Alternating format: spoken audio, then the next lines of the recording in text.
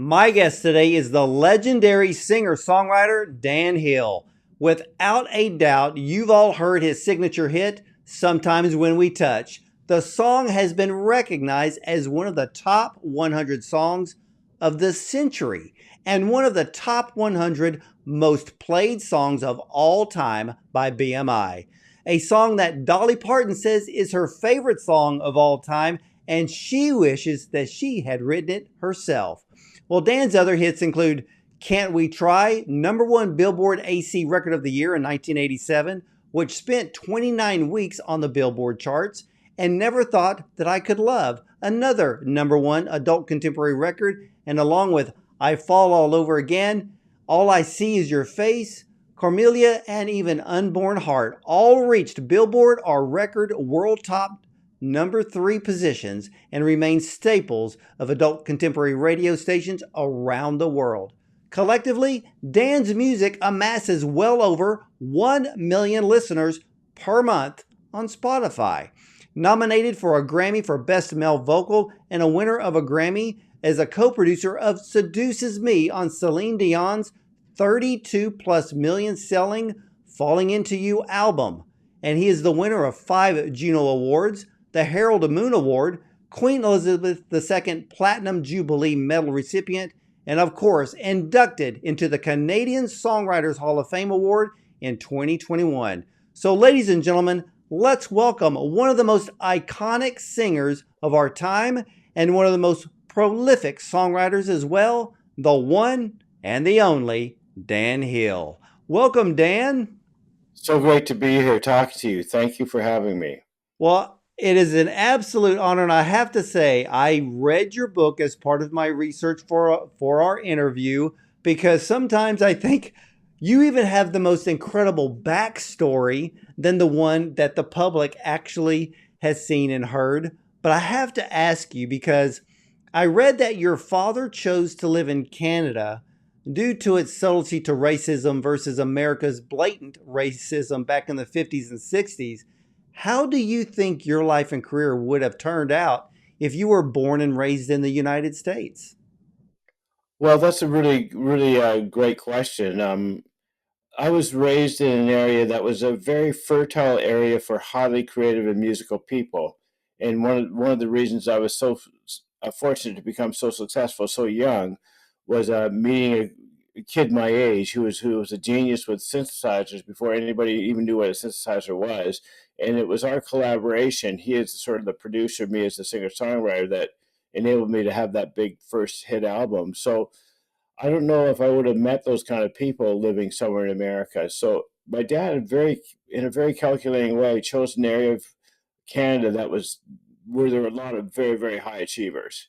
And so I think maybe it wouldn't have happened. That being said, though, I was born with an amazing musicality. It was just in my veins. So I would have to say that it probably would have happened anyway, but maybe not as quickly outside of Canada.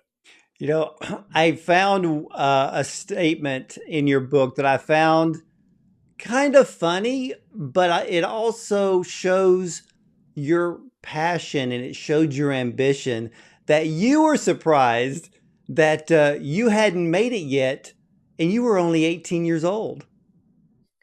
Yes, I was a very, very ambitious kid. I mean, I knew from the age of 5 that I was going to be a singer. I think really that's an advantage in a business like the music business. The sooner you can figure out you want to do it, the better. If you've graduated from college with a PhD in history and you're 29, in my opinion, it's just too late. So my dad was the most confident guy I'd ever known, and so I think I kind of inherited that confidence. And yeah, I assumed it was going to happen for me, and by the age of 18, I felt that wasn't living up to my potential. Wow, you know, your book, you in your book, of course, the book is really not just about your career, even though you do cover your career very deeply, the ins and outs, the ups and downs of being a star, and but you really highlight your relationship with your father. And like you said, your father is was a very confident man, Was he, for me, when as I was reading your story, was he too hard on you, or was that his way of showing you love?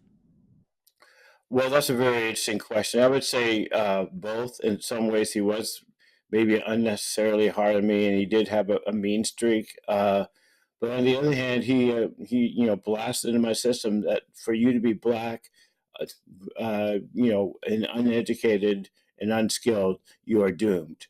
And for my father as a black man, the only way to possibly transcend racism was to be highly educated. And so he just didn't come out of a world where you could make a living as a musician, you know. So when I was dropping out of high school to make it as a singer songwriter, he thought I was doomed to poverty and family disgrace because he just didn't understand that world at all. Later on, as I say in the book, he understood that he was wrong. His classic line was, "I underestimated you."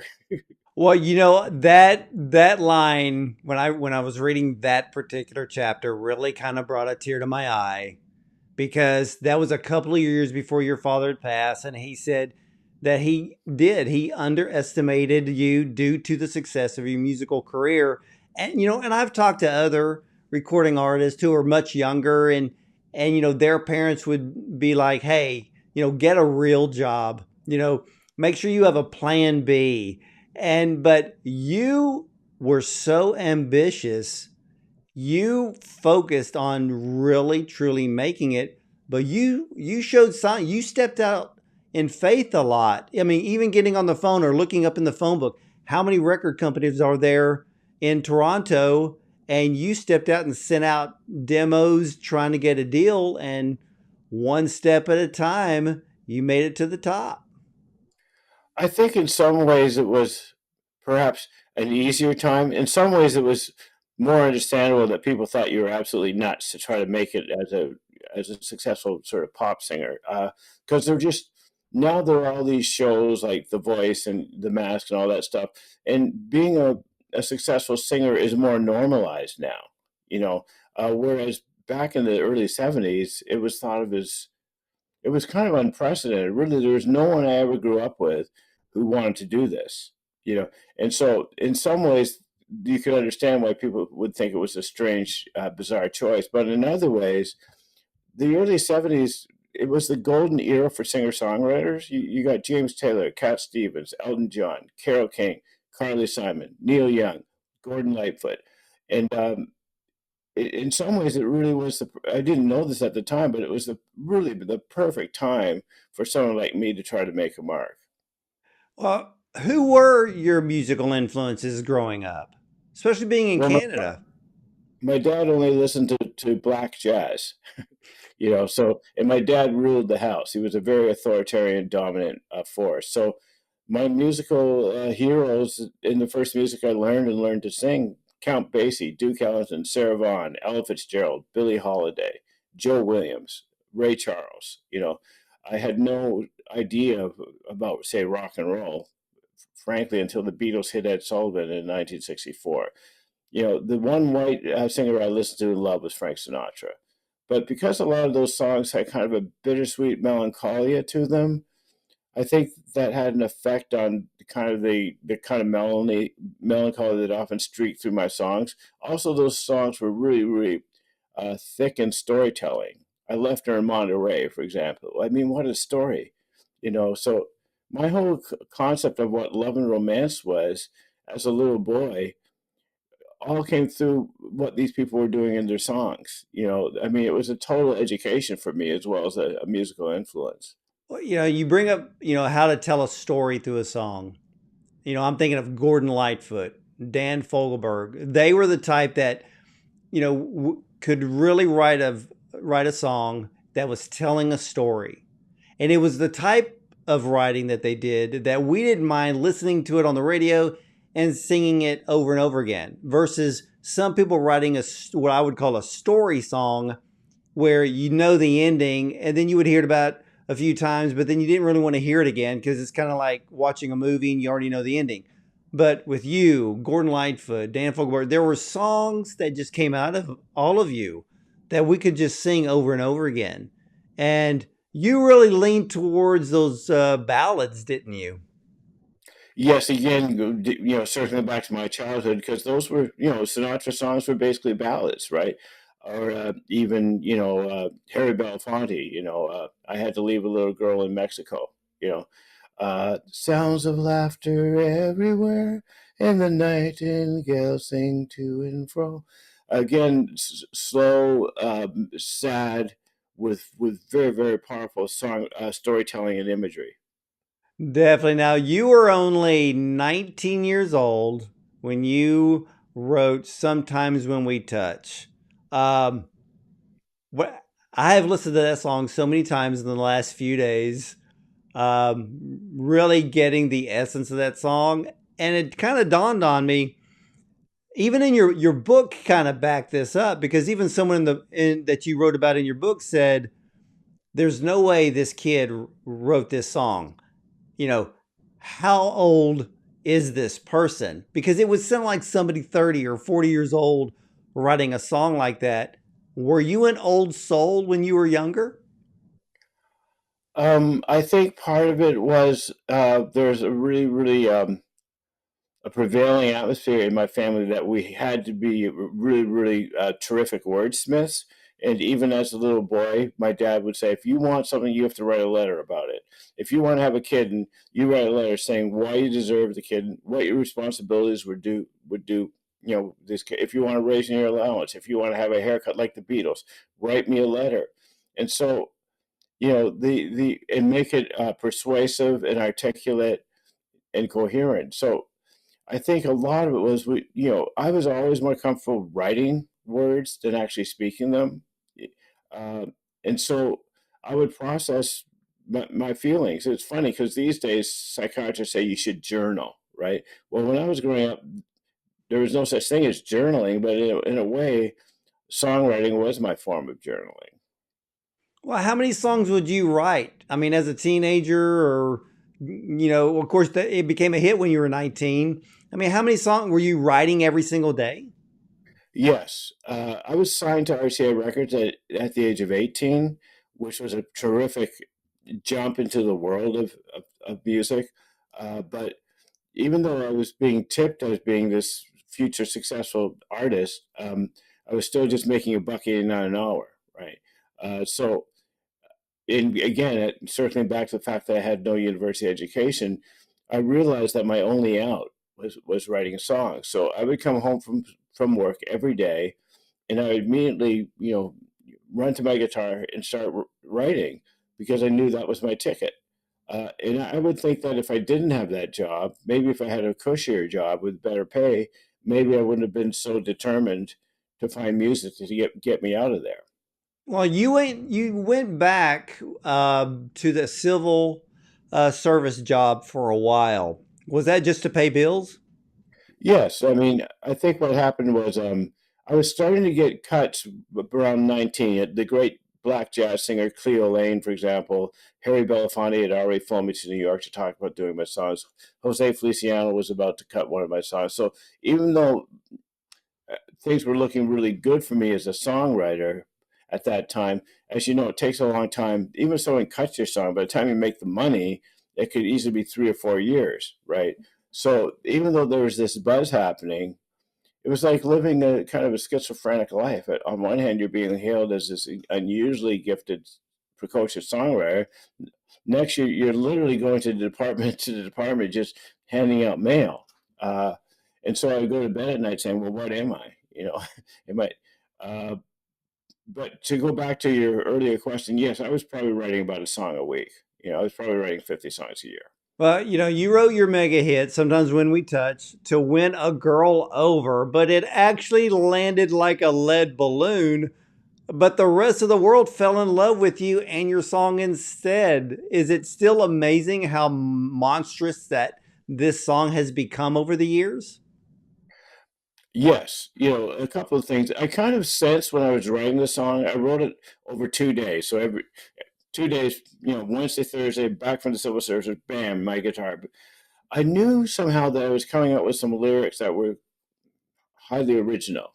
For example, just another writer trapped with my truth, a hesitant prize fighter, you know, um, I knew that I was stumbling onto things that I'd never heard before in a song.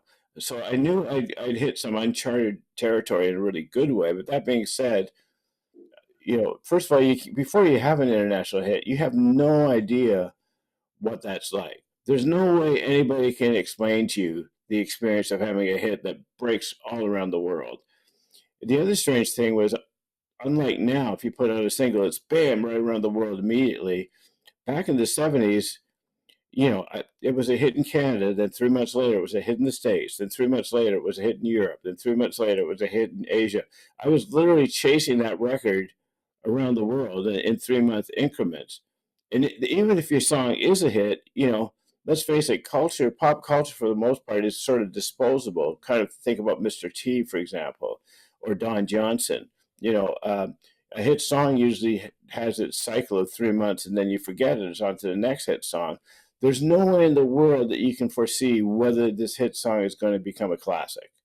So, I had no idea it was going to be a hit song and how it would totally, absolutely, upend my life and totally change my life forever. But I certainly had no idea of its staying power or that it was going to be so cut by so many people. Because at first people didn't cut. I think they were kind of scared of the song because it was kind of new, very unusual for a man to express that kind of, and I think they were a little bit intimidated by my vocal performance. So the first year or so, no one was cutting, and they were going, where did this come from? And then bam, suddenly it was like Dolly Parton, Tammy Wynette, Tina Turner. And then when all those covers started coming in, I started to see that maybe this song was going to be around for a while.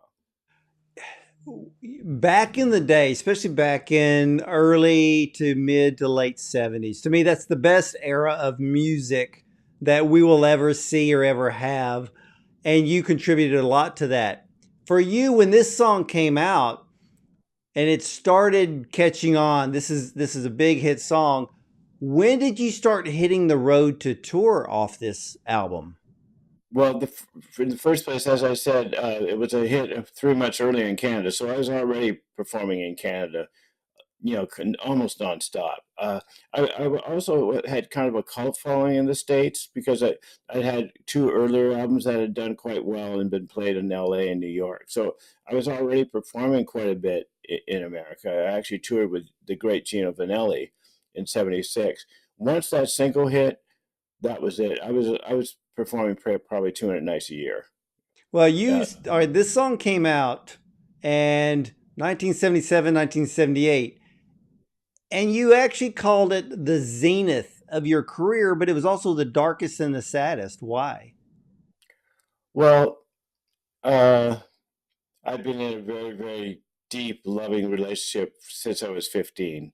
And just as that song came out in Canada, there was a hellacious breakup, and my girlfriend left me for a track coach. And it was just like, I was just really, really devastated. And it was ironic because suddenly it seemed like the world was in love with me. And the song did seem to appeal a lot to women. But at the same time, the woman who meant the most to me had rejected me. So it was this really strange disconnect of being successful and so-called loved by the public, but rejected by the woman whose love you needed the most. So it was a terribly sad time for me. And I medicated my sadness with work.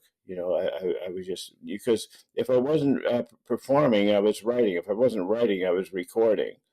So the cycle of writing your own songs, recording them, and then touring. I It was think that's why, nonstop, wasn't it? and I think that's why the tendency tends to be that pop stars are young, right? They usually hit in their early 20s. Think James Taylor, 21, Carly Simon, 22, Elton John, 21. I think part of the reason is there's no way in your 40s that you can sustain that kind of schedule. Barry White had a huge comeback in the 40s. We were signed to the same label, actually. And so he tried to hit the same tour schedule as he did in the 20s. He was in the hospital in a week. So I think that it's a young man's game in that respect because you got to be so many places at once, as Joni Mitchell put it, to stoke the star-making machinery. And if you're not willing to do that, there are all these other people that look like they're going to have a hit that are. So you have to be out there hustling every second. Oh yeah, I mean, and then you had these other years, but then in 1987, you had the comeback with hit songs like "Can't We Try," "Never Thought That I Could Love." But I have to ask because with the song "Can't We Try," how did you get to keep Vonda Shepard on the record since Ronnie Spector didn't have the range? Well, that was a big issue for me because I knew that Vonda was, I mean, her vocal performance was absolutely extraordinary. And part of that was just absolute luck because I'd already auditioned 15 female singers to do that song and they couldn't do it. It's a very demanding song to sing. Um, but remember, Vonda was 22 at that time, totally unknown. She actually came up in her bicycle. So in her bicycle shorts, she went in and cut the vocal. And we're going, where did this person come from?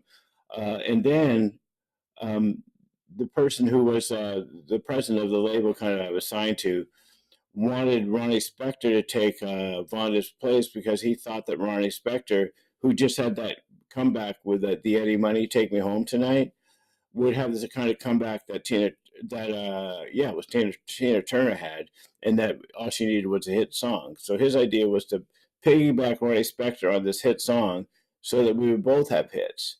And I pleaded and begged and told him not to do it, not to do it. It was a big mistake because she wasn't going to beat Vonda.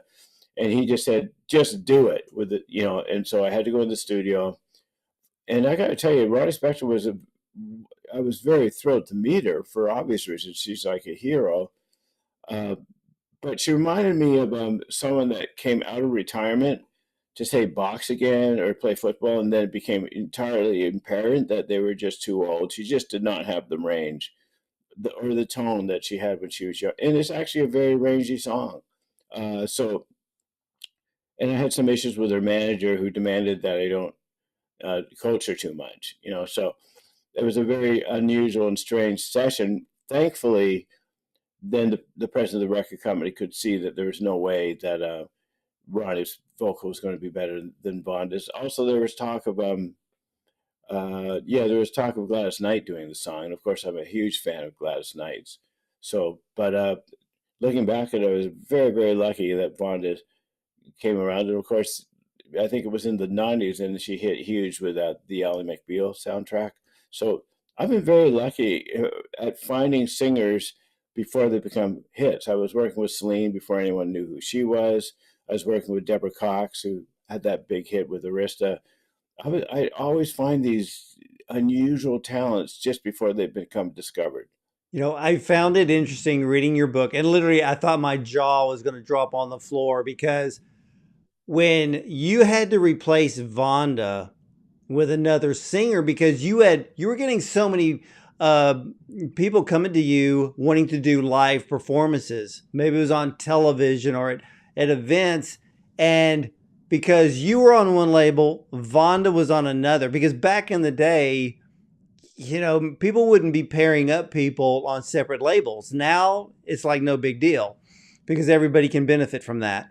But my eyes popped out of my head when I read that you found a girl to take over Vonda's part, but I want you to tell the rest of the story. Well, what happened is that Vonda recorded the vocal, in say 1986, right? And then the song was a massive hit basically in the spring of 1987 in America. But then Vonda decided that she didn't want to sing the song with me because she was interested in pursuing her own career because as a songwriter. And to Vonda's credit, she's a very, very, very gifted songwriter, an incredible keyboard player, and a great singer. So therefore, she didn't want to be, tied to that song or to me or to be just the singer and not the songwriter. And then there were TV shows that wouldn't want me unless Vonda, the original singer on the record, Johnny Carson said, "You get Vonda, then I'll have you on singing 'Can't We Try.'" And so I was in trouble because I couldn't get that exposure that I needed to keep pushing that hit. So my product manager at Columbia Records said, "I think there's a singer that could be great for you." And no one knows who she is. She only speaks French. She's well known in French Quebec. And so, 18-year-old Celine Dion came into my house to audition to see if she could replace Vonda. And she was so nervous that she was shaking all over, couldn't speak. But the minute she started singing "Can't We Try," within like the first two lines, I go, "Oh my God," you know.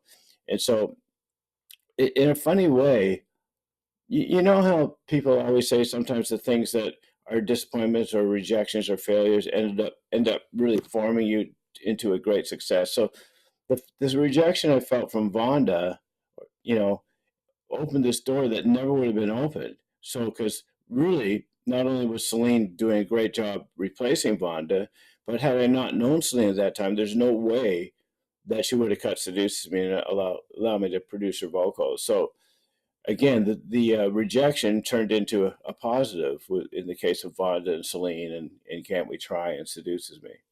I was surprised when I read the story about Seduces Me and having to jump through all of those hoops and jump over those fences to get this song on Celine's album Falling Into You, which it's like you said in the book, it's like 100 songwriters are just trying just to get a song on this record for her to sing, regardless if it becomes a hit or not, because whatever hit she brings out, everybody on that album is going to financially benefit. So everybody was fighting for their space. I went back and looked at that album and I'm thinking, okay, if all of these people were fighting for a slot on Falling Into You, and then I look at the list and there's at least 2 songs that are cover songs, which actually surprised me that she had on her record because she was still young at that time. Yes, she was. Like she's saying, we just lost Eric Carmen. And so she's saying All by Myself. And I was like, wow, all of these people trying to get a slot on here. And again, credit to you because you met Celine when she was 15, still had an incredible voice at that age. Did you see any superstardom in her at that time? Yes, I did. Yeah, definitely. A, in her voice, and B, when I performed with her, maybe I didn't realize it during the performance, but looking, for example, you can find Celine Dion and I singing "Can't We Try" at a great big Sony Records convention in '87, or there are other things where you can watch Celine and I sing the song together, and her stage presence was masterful. So I'm not at all surprised. Also, she was one of those people that was 100% disciplined, right? Not only was she disciplined, if she was going to meet you in the studio to sing a duet with you, because she recorded another duet with me on another album, she would be there half an hour early with all the lyrics written out, all the parts written out.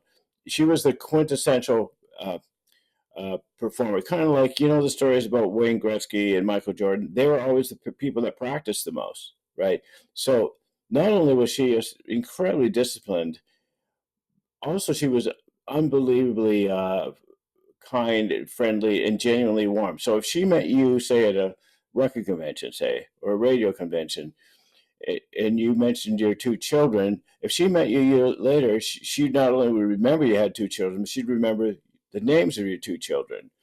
So it was a combination of A, amazing talent, B, incredible discipline and determination, C, a person who was genuinely warm and kind. I You thought it don't was usually find that combination in people. no, not and still even at the superstardom level, you don't really see that a whole lot. But I kind of laughed because in your book you had played the song back to your father, and your father goes, "She has a French accent," and I laughed. And I went back to listen to her early recordings, and I was like, yeah, but that's what set her apart. And she Agree. never really lost that to me. Yeah. That's true, because when I was producing her, often her managers would say, her manager being, well, Renee, her husband, who sadly has passed, but he says, get rid of her French accent, get rid of her French. And I was saying no. I mean, part of becoming successful singers, your voice has to sound authentic. If you come across a great singer, but she sounds kind of like Whitney Houston, in my opinion, think of all the great singers you like. Who else sounds like Sinatra, or who else sounds like Tina or Rod Stewart? So you're exactly right. That was one of the things that made her special. Well, you wrote. There was a lyric that you wrote in your book. Um, Lord, don't let this crazy world make a jukebox out of me. Did that become a reality to you in the late 1980s when the 80s rolled around? Well, I would say that for me that was a metaphor to back in the 60s and 70s. There was this term that's never used anymore. It was called selling out. You're probably too young to remember this term. Like, for example, a sellout in the 60s would be someone who sold their song to a commercial. Now, culturally, that's not selling out. Selling a song to a commercial just helps immortalize the song, not to mention the money that you make. Um, and so I was afraid of selling out. And so becoming a jukebox was the metaphor for selling out. That being said, sometimes, when I was singing, sometimes when we touched, by the time I sung it for the 150,000th time, perhaps then I was feeling like a bit of a jukebox. Yeah, but we thank people like you for writing these songs that we will sing forever, be a part of our lives, be a part of our memories. But for you, how hard was it to go from singer to writing songs for some of the biggest artists in the world? Well, I actually really love the transition. For a lot of reasons. To me, it's kind of like being, say, a professional basketball player, say, to becoming a basketball coach. Because the singers can relate a lot more to you because they know that you've had the experience of being a highly successful singer. Also, if you want a singer to sing something and you sing yourself, I could just say, Celine, sing this, and I'd sing it in the air. They get it. The other thing I liked about it was you could cross genres and styles as a writer the way you can't as a singer. I mean, I've had songs that have been cut that are jazz songs, pure country songs, Euro dance songs. Uh, I can't sing jazz and I can't sing country, but as a writer, I can jump into all those different domains. So also, although sometimes when we touch may have opened the door for me as a songwriter, the artists always want to hear new songs. And so you're not always thinking about your past songs. You're it's more creative in a way because you're trying to come up with new songs. And again, it's very easy to form a bond with the singers you're working with Well, because they get you. yeah, I mean, was it the song Seduces Me? Was that the one that led you in to start songwriting for other stars? Well, I had a huge cover hit with the brilliant late Michael Masser, and we wrote a song called "In Your Eyes." It was a big hit for George Benson, later for Jeffrey Osborne, and then for many, many other black artists. So that was a pretty big record for me, I think, back in 1983.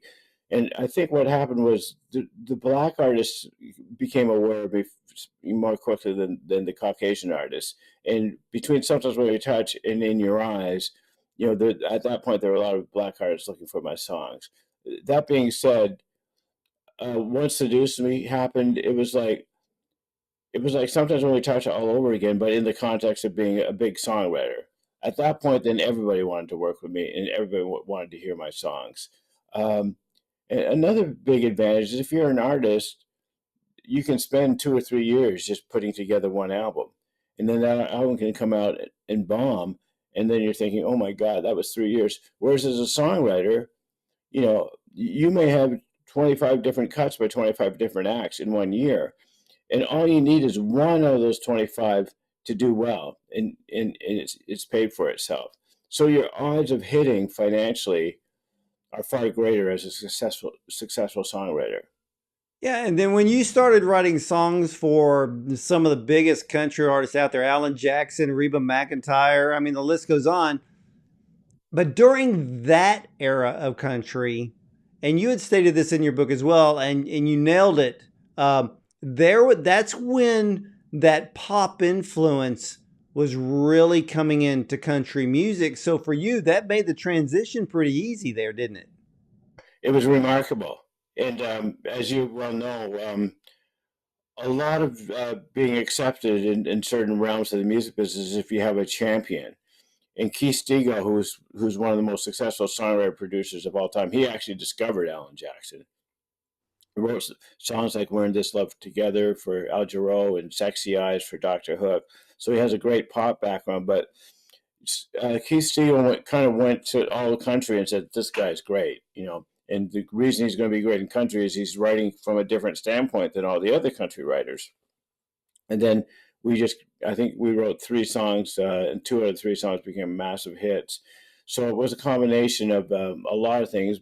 You're right, the time was right because, again, pop, was infiltrating country music, but also the fact that I had such a brilliant champion in my corner in country music, who was also a very gifted songwriter, Keith Stegall. So then it was like ridiculous. I was getting a lot of country covers. You know, that time of country, to me, that's when, and I know there were traditionalists that were really kind of criticizing the whole pop flavor, but that era of country, that's when the pop flavor into country really worked.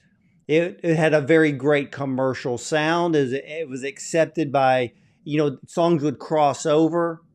And country music became a juggernaut during that time.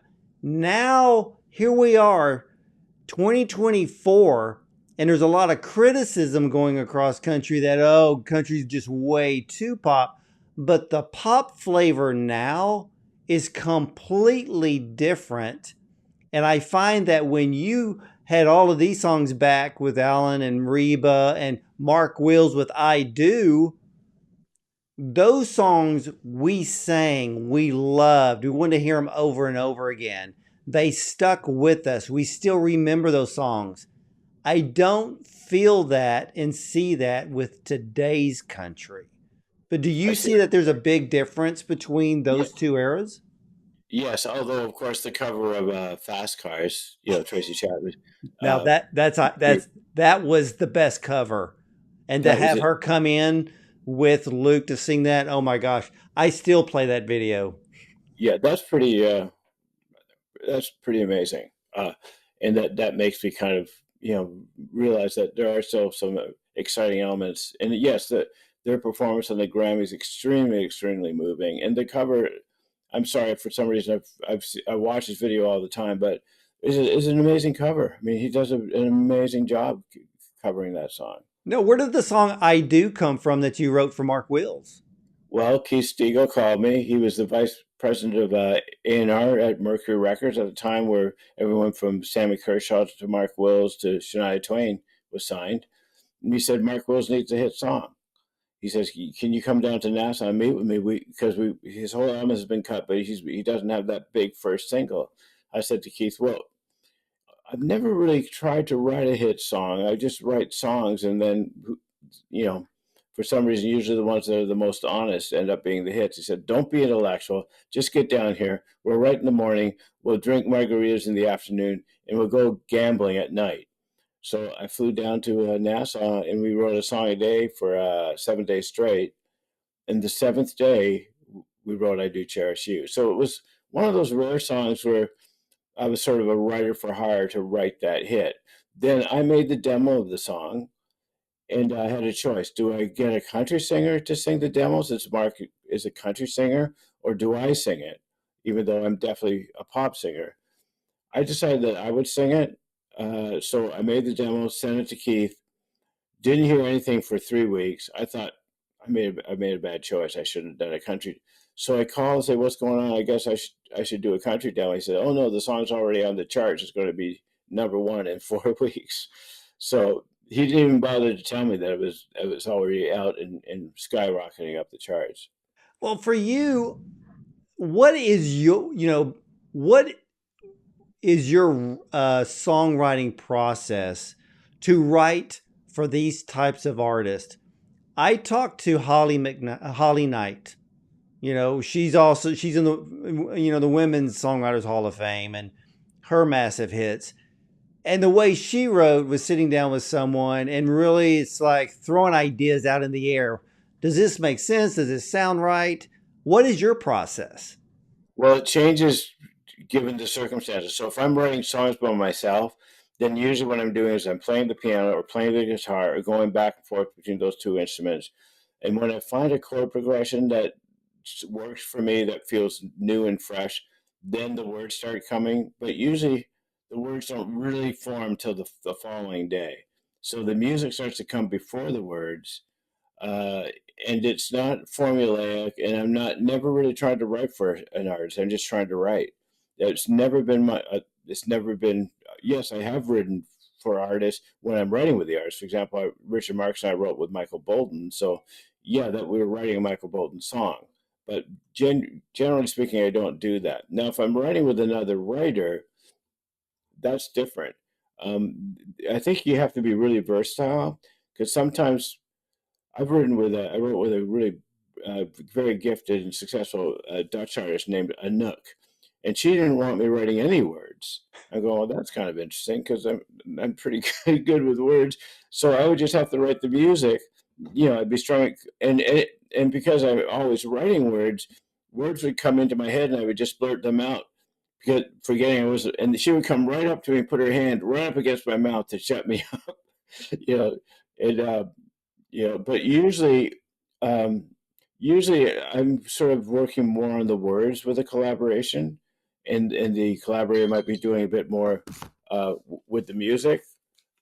So again, it really varies Yeah. depending on the context and depending on the writer. Then you sometimes you're writing with pop stars who frankly aren't really that good as writers, and you just have to write everything yourself. And I don't mind if that's the case as well. I like being versatile. I like to feel that I can switch from words to music to both. That's what kind of keeps your brain really on fire.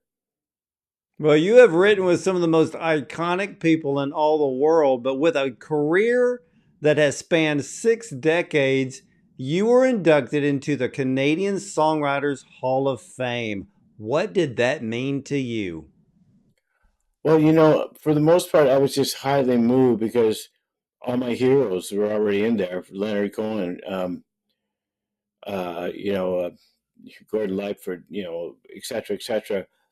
They were kind of like the equivalent to my university education because I went out and saw all these artists when I was a kid. And I didn't realize at that time that part of the process was I was studying.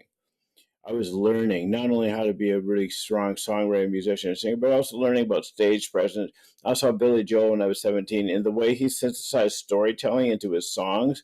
I saw Harry Chapin before Taxi came out, and again, amazing storyteller, not just in his songs, but in his in between patter. And so these were my professors. These were my PhD, songwriting teachers. And so to be in that category alongside them just left me feeling extremely humbled and moved. Well, what is your most memorable moment in your 6 decade career in music? Uh, that's a really interesting question. I've had a lot of memorable, unusual circumstances due to sometimes when we touch. Once I was paid an enormous amount by a stockbroker to meet he and his fiance in Central Park. They were in a horse-driven buggy. I was in one behind them. I was hiding, and then when he was about to ask her to marry him, I had to jump out of my buggy and immediately start singing "Sometimes When We Touch" right in front of them. It was just sort of hilarious. So I did that, and the woman just thought I was this busker, tramping in on their special private moment. She started swearing at me to get lost. And then when I kept singing, they just started necking furiously and actually getting into some fairly explicit other things. And I ended up feeling like I was like providing the music to some kind of erotic soundtrack to some softcore porn. And I don't know what was the most memorable, and even when I finished the song, even though the guy said it was her favorite song, she still didn't believe I was Stan Hill. She refused to believe it. Well, That didn't was you have pretty to fun. show her your driver's license? Well, what happened was I thought, well, that's funny because my voice is pretty much the same. And he says it's her favorite song of all time. Why wouldn't So what I did is he asked me to sign some CDs and photos. So I give that to both of them. She's looking at the photos, looking at me. Then she realizes I am Dan Hill. Then she asked me to sit beside her in the buggy. And then she asks if she can kiss me. At which time the fiance kind of turns on me and says, "You know, that line, at times I'd like to break you and drive you to your knee. I don't like that line. It's advocating violence towards women." And so at that point, I realized I had to take off and scram. So that was one of the funnier moments of my career. That was a funny moment, definitely in your book. Now, when are we going to get to see, or I should say, when are we going to get to hear the Best of Dan Hill collection? It's coming out. It's coming out in 2 weeks. Thank you for bringing that up. Yeah, Well, it's actually my biggest records of the '70s. Believe it or not, before you were born. wow, that I cannot wait to get that album when it comes out because I was reading about it. I knew that it was going to be coming here pretty soon, but to come out in 2 weeks, I cannot wait for that. Um, Hey, ladies and gentlemen, I got to tell you this. Dan Hill is not only an icon and a legend in Canada, but all over the world. We've all sung along with all of his hit songs, and of course, we've all sung Sometimes When We Touch to a past or current love. A reason why it's still one of the top 100 most played songs of all time. You need to head over to danhill.com. Hey, he just let us know that in a couple of weeks, the Best of Dan Hill collection is coming out. So we all need to get that album. And to know more about Dan Hill and read more about him, you have got to get one of the best autobiographies that I have read. I Am My Father's Son. It's an excellent book. It's very intriguing. It's heartfelt and full of a few life lessons. And I have to quote Vanessa Thomas, who is the executive director of the Canadian Songwriters Hall of Fame. And she says that Dan's songs are authentic and intimate. Whether he is singing about love or social injustice, his lyrics resonate as loudly and powerfully as if he were shouting it from the mountains. And that is the gift that Dan, as an artist and a songwriter, and Dan Hill's gift of song will continue to make memories in all of our lives. And Dan, I want to thank you so very much for honoring us with your time and reflection today. Absolutely, my pleasure. Thank you so much for taking the time to talk to me. It means so much to me. Well, I will tell you, Dan, that again, all of your songs are embedded into our hearts and our minds. You have created memories for millions of people around the world, and that song continues to do just that. And again, I cannot wait for the Best of Dan Hill collection. And ladies and gentlemen, again, head over to danhill.com and we will wait with bated breath for the next couple of weeks when that comes out so we can all buy the record. And of course, everyone, you know that I stand firmly on that promise. What do? We buy the music. We don't download for free. We support all of our favorite artists. We support the songwriters who write those songs. And if they go on tour, we support them as well as their crews because everybody has to get paid. And we need to thank them by buying their music. And again, Dan, you are always welcome back on this show, and had a beautiful time with you. And me with you. It was a lot of fun. Thank you so much. Well, thank you. And ladies and gentlemen, I want to thank you for watching and listening. And as for me, I'll see you next time.